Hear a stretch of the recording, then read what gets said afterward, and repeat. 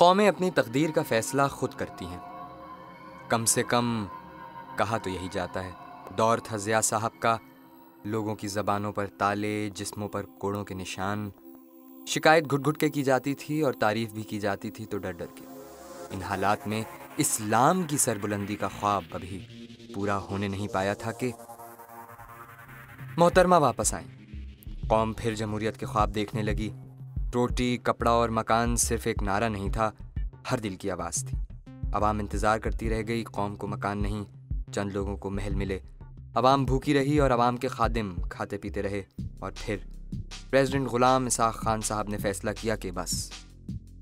Election फिर हुए, vote फिर डले। इस बार अवाम ने मियाँ नवाज शरीफ साहब को मौका दिया। मियाँ साहब ने इलेक्शन में कामयाबी के फ़ौरन बाद अपने लिए और कौम के लिए बहुत कुछ करना चाहा। अपनी कई गाड़ियों के साथ उन्होंने अवाम के लिए पीली टैक्सियों का इंतज़ाम किया, रोज़गार मुहैया किया। लेकिन अभी कौम के चंद ही लोगों को रोज़गार मिला था कि प्रेसिडेंट साहब ने फिर बस की आवाज़ लगाई और असेंबलियाँ डिज़ोल्व हो गईं। मोहतरमा ने आवाम से एक और मौका मांगा, एक और बार आवाम के लिए कुछ करना चाहा। गरीब आवाम के लिए बहुत कुछ करने के बाद और सरे महल में शिफ्ट होने से थोड़े दिन पहले प्रेसिडेंट फारूक अहमद लगारी ने हस्बे रिवायत तख्ता पलट दिया।